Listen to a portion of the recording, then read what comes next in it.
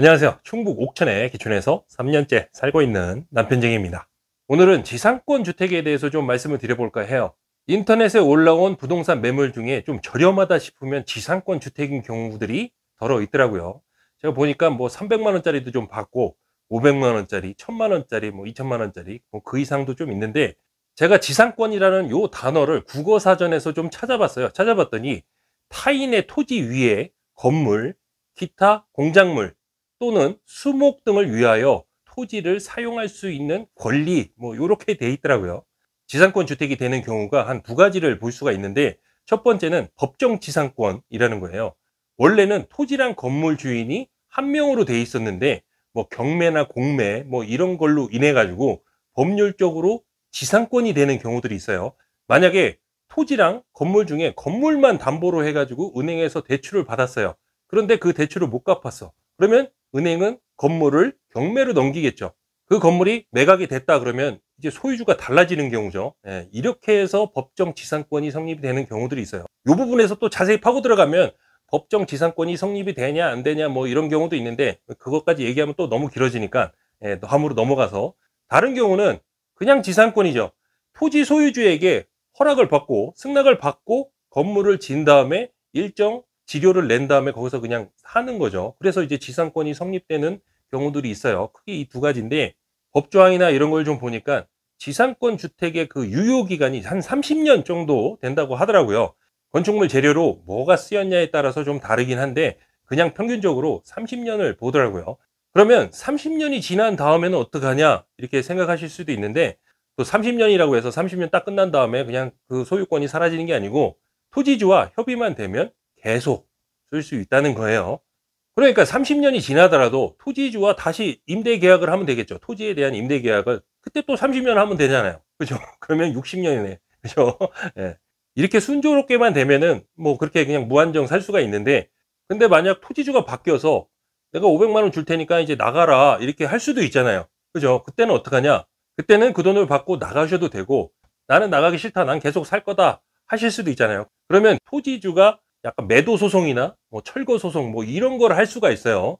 그때도 지상권 주택의 소유자분이 그 소송을 하더라도 유리할 수 있어요. 근데 다만 한 가지만 지키시면 돼요. 지료를 연체를 안 하면 돼요.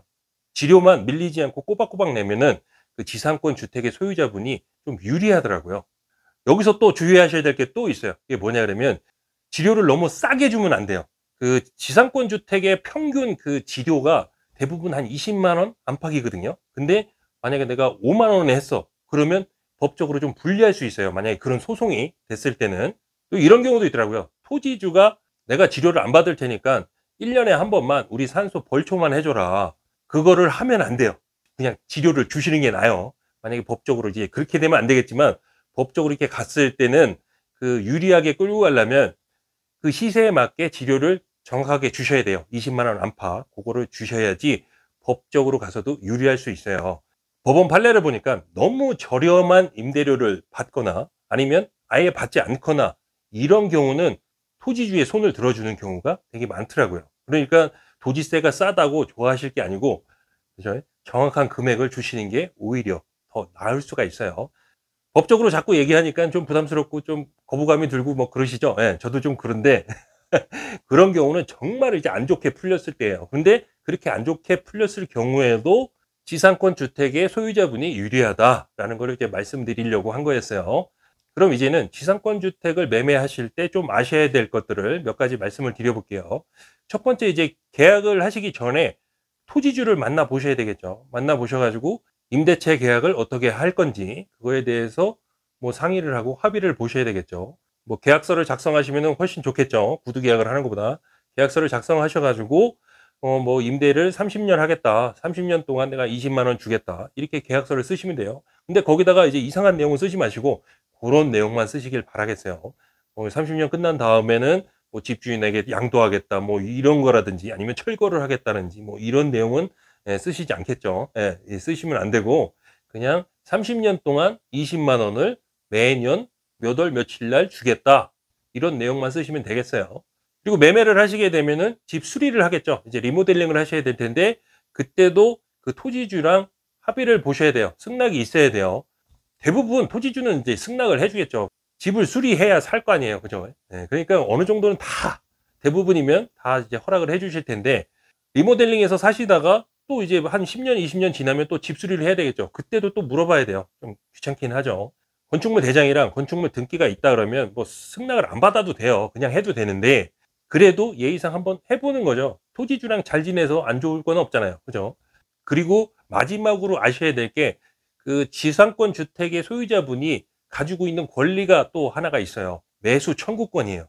매수 청구권. 이게 뭐냐면, 임대를 10년을 하든 20년을 하든 그 하여간에 임대 기간이 끝났어요. 그러면 토지주가 이제 임대 기간 끝났으니까 나가라 할 수도 있잖아요. 그때는 매수 청구권을 행사할 수가 있어요.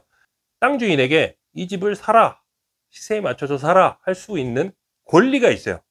그걸 매수 청구권이라고 해요.